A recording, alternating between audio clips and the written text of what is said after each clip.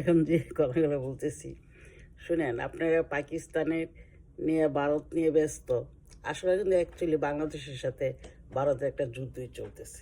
যুদ্ধ যদি না চলে, এই সরকার যাওয়ার পরে আপনি দেখেন ভিসা বন্ধ করে দিয়েছে, তারপরে ওই দেশে মানুষ চিকিৎসা নেওয়া বন্ধ করে দিল, তারপরে ওরা আস্তে আস্তে স্থলপথ বিমানপথ সব বন্ধ হয়েছে। এই যে কিছুদিন আগে কী করলো বেনাফুলে, আপনি কত মাল যায় প্রোডাকশন যায় গার্মেন্টস এই গাড়িগুলা যে বসে আছে বাড়িগুলো ঢুকতে দিতেছে না।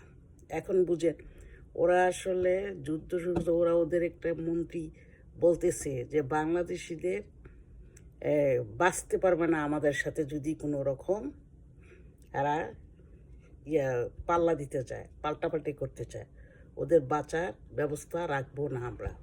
তাহলে এটা কি যুদ্ধ না? অস্ত্র দিয়ে যুদ্ধ করলে কি যুদ্ধ বলা হয়?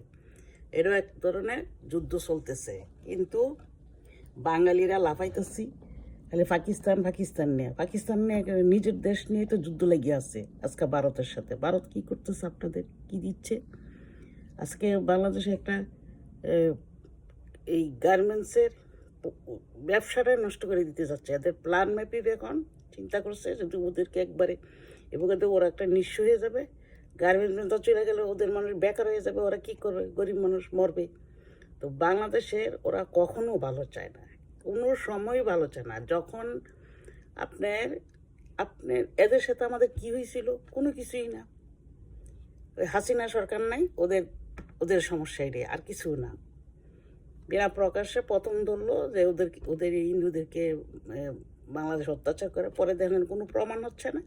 আস্তে আস্তে একটার পরে একটা ঝামেলা বাধাই যাচ্ছে একটার পরে একটা, মানে ঝগড়া লাগাই যাচ্ছে। ওরা ওরা কোনো রকম আমাদের সাথে মনে করেন ভালো হবেই না যতক্ষণ পর্যন্ত ডক্টর ইউনূস আছে, হবে না। কারণ ওই নির্বাচিত সরকার আসলে আবার ওই যে তলে তলে আবার পিরিত লাগাইয়া তাদের সুবিধা নিবে। এখন তাদের আলাদা রোড করতে হইতেছে ওই 7 সিস্টারের সাথে যোগাযোগ করার জন্য। বাংলাদেশের যেভাবে ট্যাক্স ছাড়া ইউজ করছে, এরা এখন এইভাবে ইউজ করতে পারতেছে না।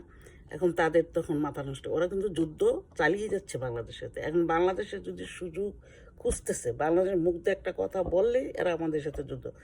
এই যে রাস্তা বন্ধ করে দিয়ে একটা তো কিন্তু এটা বড় রকমের যুদ্ধ চলতেছে।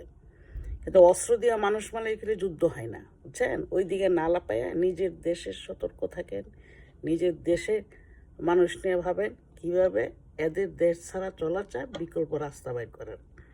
ওই ওদের জিনিসের জন্য অবৈধভাবে না ঢুকতে পারে। এই যে দেখেন আখড়াতে কতগুলা এই ইন্ডিয়ানকে অ্যারেস্ট করা হয়েছে, কারণ ওরা অবৈধভাবে এই দেশে মাল প্রচার করতেছে। সবসময় কইরা আসছে, কোটি টাকা ওরা বিজনেস করছে অবৈধভাবে দিয়া।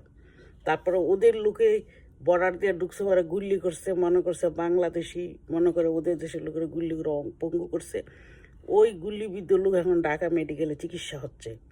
তো বাংলাদেশ তো ওদের মতন খারাপ ব্যবহার করতেছে না। ওইটা যদি বাঙালি তো ওরা ঠিকই দেশে নিয়ে টাইনে আসলে মাইরা ফেলাই দিত, ফালানির মতন আটকাই জুলাই দিত। তো বাংলাদেশের ধৈর্যের পরীক্ষা দিতে আছে, ধৈর্যের সীমা কোথায় যা ঠেকবে এটাই বোঝার বিষয়।